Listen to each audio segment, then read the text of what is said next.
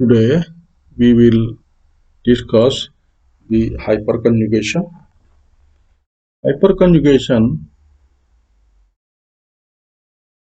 is a resonance-like phenomenon in which the CS sigma bond electrons interact with pi electron or electron deficient carbon centers such as positively charged carbon or free electron bearing carbon to produce different structural formulae. The different structural formulae formed by the interaction of this CH sigma bond are called hyperconjugative structures. Like resonance, the actual structure of the molecule or ion is none of them, but it is a hybrid of them all, which is called as resonance hybrid, which is called as hyperconjugative hybrid.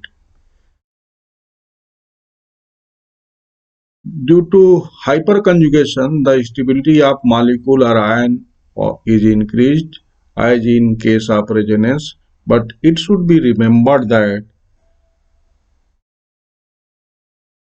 hyperconjugation is less effective than resonance. Hyperconjugation is less effective than resonance. Say for example, let us take this example. This CH sigma bond form a pi bond between this carbon and this pi bond shifted over this carbon. We get this structure, a negative charge on this carbon. The hydrogen bears a positive charge. It does not leave the site, but it is linked with this ion with the electrostatic force of attraction. There is no true bond between this carbon and hydrogen. There is no true bond between this carbon and hydrogen. Therefore, this phenomenon is also called as no bond resonance, as its similarity with resonance, but there is a center where there is no true bond. एक ऐसा centre होगा जहाँ पर कोई true bond नहीं होगा, इसलिए इसको नो बॉन्ड रेजोनेंस भी कहा जाता है. This one is also called as no bond resonance. Similarly, this is the carbocation, carbon bearing positive charge. It has a CH sigma bond in conjugation with this. Conjugation का मतलब एक bond छोड़ करके ये पॉजिटिव चार्ज, एक bond छोड़कर एक CH sigma bond है. The CH sigma electron interact with positive charge. This sigma electrons forms a pi bond between this carbon and this carbon. Hydrogen bears positive charge. We get this structure. In this structure also, the CH, there is no true bond between this carbon and hydrogen. Hydrogen bears positive charge and it is linked with this whole molecule by the electrostatic force of attraction. There is no true bond. Therefore, it is also called as no bond resonance because there is at least one site in each structure where there is no true bond. Similarly, another example, this is the free radical. A free electron is present on carbon. The CH sigma electron interact with this free electron to form this structure. The hydrogen bears a free electron. It does not leave the site. It is linked with this molecule with the electrostatic force of attraction. This phenomenon is called as hyperconjugation. The different structural formulae retained by the involvement of CH sigma bond are called hyperconjugative structures. The actual structure is none of them, but it is the hybrid of them all, which is called as hyperconjugative hybrid. On molecular orbital level, we see that this is the pi bond and this is the CH sigma bond. The CH sigma bond electron interact with this to forming different structural formulae. In actually these three carbons are linked with one another with hydrogen also. the four atoms, three carbons and one hydrogen, are linked with one another, forming this type of bond in hyperconjugation. In hyperconjugation, ये overlapping of these three as well as the uh, s orbital of hydrogens occurs in hyperconjugation. On molecular orbital level and orbital level, this type of structures are seen in case of hyperconjugation. We take another example. It must be noted that uh, in case if there is hyperconjugation, the stability of molecule or ion is increased.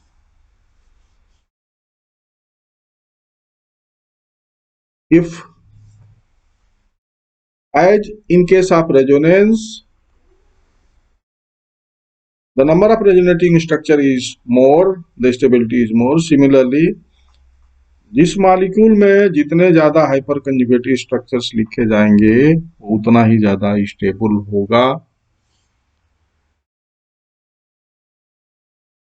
इस molecule में जितने ज्यादा hyper conjugative structures होंगे वो उतना ही ज्यादा stable होगा। जिसमें दो बातें यहाँ पर हमको जाननी चाहिए।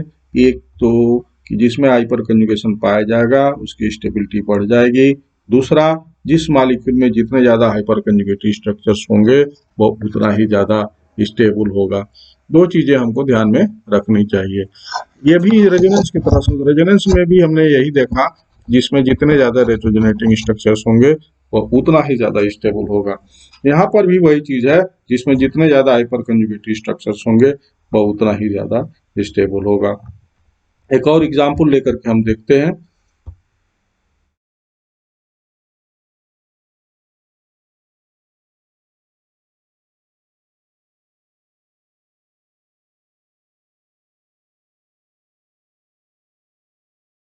एग्जाम्पल देखा जाए,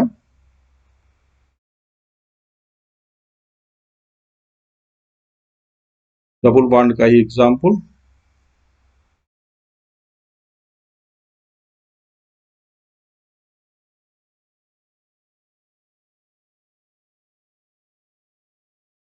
इस डबल बॉन्ड के कंजुगेशन में 3 CH सिग्मा बॉन्ड है, एक ये।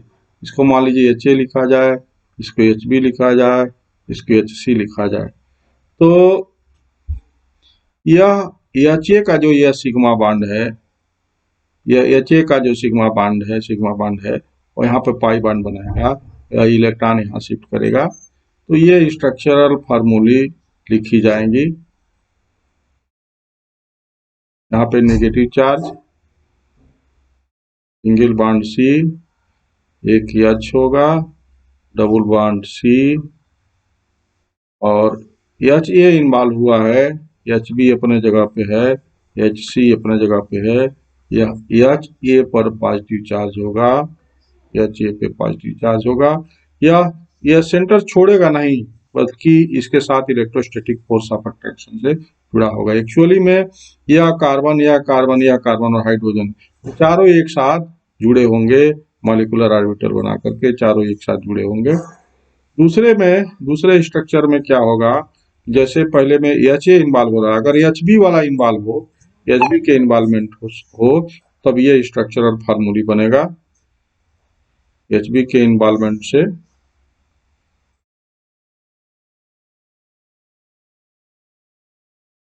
HA का बॉन्ड नहीं इन्वॉल्व हुआ है, HB का हुआ है। तो HB वाले पर माना है HA, HB, HC, ये स्ट्रक्चर बनेगा। और यदि HC का इन्वॉल्वमेंट हुआ है, HC का, तो यह स्ट्रक्चर बनेगा।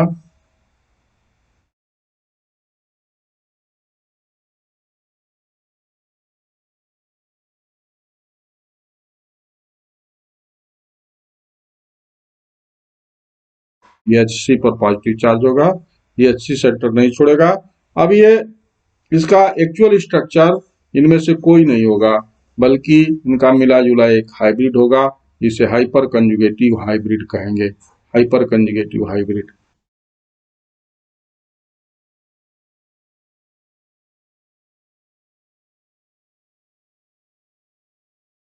Let us take Another example of hyperconjugation, it is a carbocation, ethyl carbocation, CH2 plus CH3.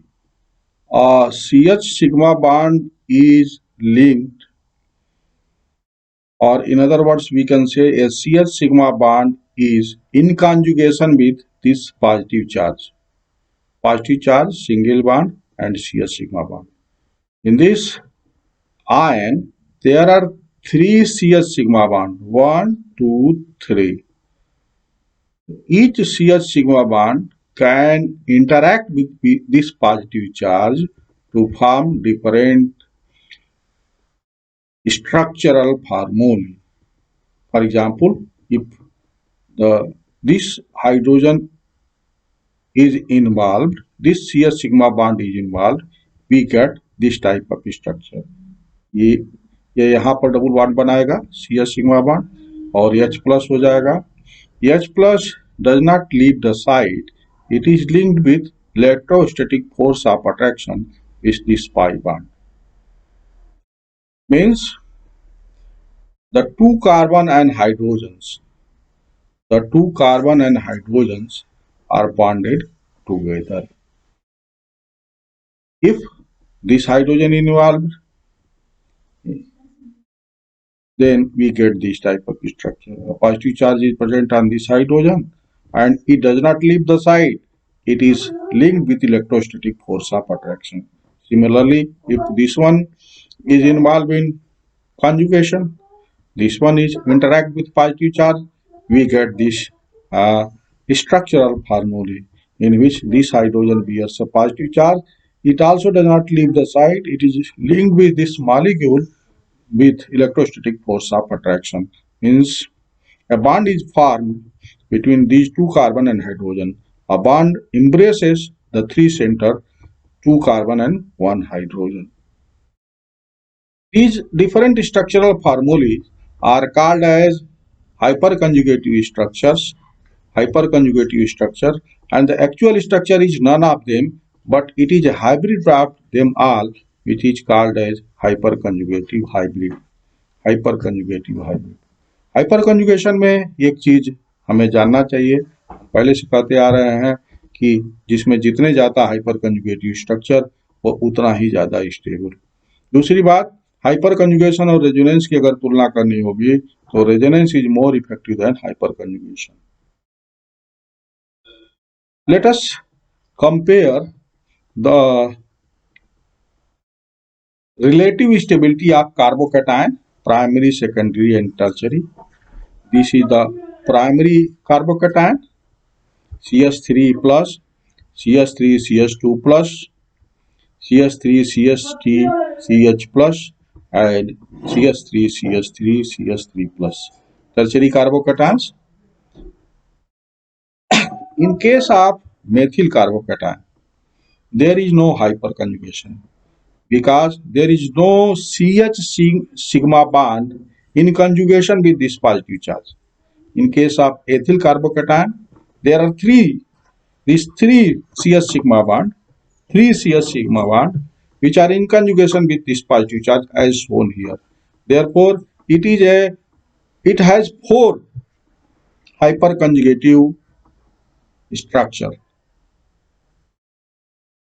Hyperconjugative structures. If isopropyl carbocations, we consider isopropyl, 3 hydrogen here and 3 hydrogen here. 6 CH sigma bonds are in conjugation with positive charge. Therefore, this secondary carbocation is a hyperconjugative hybrid of 7 hyperconjugative structures. 3 from this and 3 from this and 1 is one. This one is another. इस तरह से इसके 7 हाइपरकंजुगेटिव structure होंगे. और अगर हम tertiary का देखें, तो टर्चरी में जो है 3 ये, एक 3 CH sigma bond, 3 CH sigma bond, कुल 9 CH सिग्मा बॉन्ड है. यानी इसके द्वारा 9 हाइपरकंजुगेटिव स्ट्रक्चर बनेंगे और एक हाई है. यह 10 हाइपरकंजुगेटिव का हाइब्रिड होगा. इसमें जितने ज्यादा हाइपरकंजुगेटिव वो उतना ही ज्यादा स्टेबल. इस प्रकार से यह सबसे ज्यादा स्टेबल होगा टर्शियरी, फिर सेकेंडरी और फिर प्राइमरी। प्राइमरी और मेथिल सबसे कम हाइपर कंजुगेटिव, इसमें कोई हाइपर कंजुगेशन है ही नहीं है, इसलिए सबसे कम स्टेबल होगा। तो इस तरह से हाइपर कंजुगेशन के आधार पर हम इसे प्राइमरी सेकेंडरी टर्शियरी कार्बोकेटाइन की स्टेबिलिटी को स्टेब्लिश कर सकते हैं, बता सकते हैं on the basis of hyper conjugation. This effect is also called as no bond resonance. We have known that there are at least one center in hyperconjugation where there is no true bond. Here there is no true bond. It is electrostatic force of attraction which binds this hydrogen atom, this hydrogen ion. Similarly, यहाँ भी electrostatic force of attraction है जो bind करता है, कोई true bond नहीं है, इसलिए इसको it works like resonance, but there is at least one center where there is no true bond. Therefore, it is also called as no bond resonance. This phenomenon was discovered by Baker and Nathan. Therefore, this is also called as Baker and Nathan effect, baker and Nathan effect. अगले example में हम देखेंगे कि baker और Nathan ने किस तरह से इसका आविष्कार किया, इसके बारे में हम देखेंगे अगले एग्जाम्पल में। Let us take another example.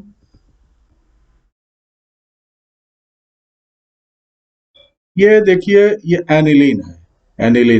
Aniline basic होता है क्योंकि नाइट्रोजन पे लोन पेयर इलेक्ट्रॉन होता है जो डोनेट कर दिया जा सकता है, डोनेट किया जा सकता है, इसलिए यह बेस है।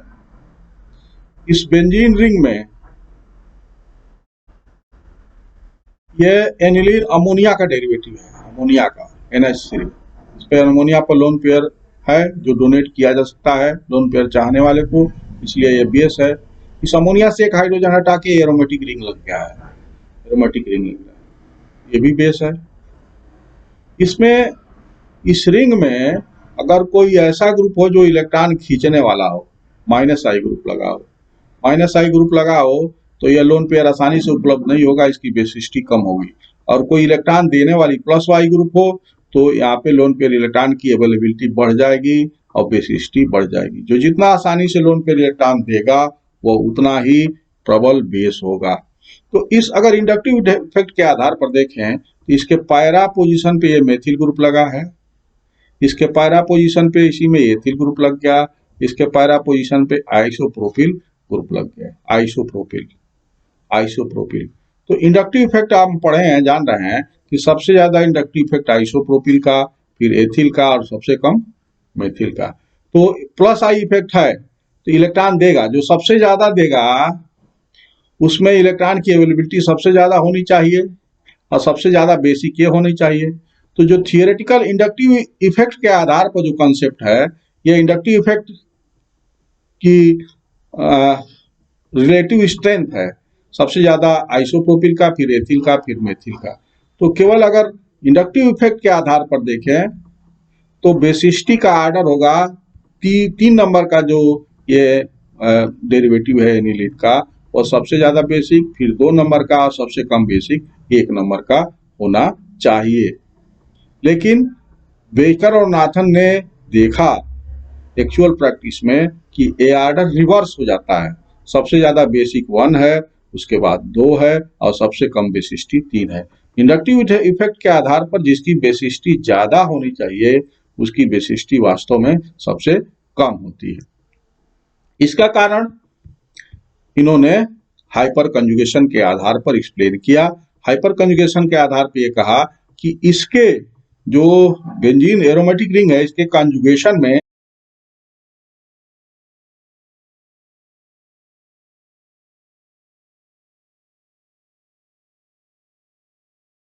टॉलुडीन में इसमें CH3 जो लगा है पैरा पोजीशन पे, इसमें रिंग के कंजुगेशन में 3 CH सिग्मा बॉन्ड है, 1 2 3।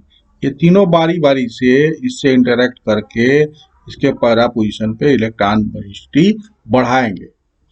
तो तीन इसमें हाइपर कंजुगेशन स्ट्रक्चर होगा और 3 प्रकार से यहाँ पे इलेक्ट्रॉन डेंसिटी बढ़ेगी, इसकी बेसिसिटी बढ़ जाएगी। अगर एथिल ग्रुप में देखें, इसमें एथिल ग्रुप जो लगा है पैरा पोजीशन पे, तो इसमें केवल 2 हाइड्रोजन है, CH2 है, जो इसके CH कंजुगेशन में है। इसलिए दो तरफ से जो है CH सिग्मा बॉन्ड की इलेक्ट्रॉन डेंसिटी दी जाएगी, जिससे इस पे की बढ़ेगी। इसमें दो हाइपर कंजुगेटेड स्ट्रक्चर बनेंगे। इसमें केवल एक बनेगा, एक इसके CH सिग्मा बॉन्ड है, इसके कंजुगेशन में केवल एक बनेगा। एक तरफ से इलेक्ट्रॉन डेंसिटी इसको दी जाएगी, जिससे इस यहाँ पर जो अवेलेबिलिटी ऑफ इलेक्ट्रॉन है सबसे कम होगा, उसके बाद इसमें होगा, और सबसे ज्यादा अवेलेबिलिटी ऑफ इलेक्ट्रॉन इस अमोनिया NH2 ग्रुप में होगा। इसलिए इसकी विशिष्टि सबसे ज्यादा होगी, इसकी विशिष्टि सबसे ज्यादा होगी। इस प्रकार से हाइपर कंजुगेशन के आधार पर हम जो टालू एनिलीन डेरिवेटिव है, पैरा एनिलीन डेरिवेटिव है, उसकी विशिष्टि को एक्सप्लेन कर सकते हैं। बेकर और नाथन ने इसकी विशिष्टि को एक्सप्लेन किया on the basis of hyper conjugation. Thanks.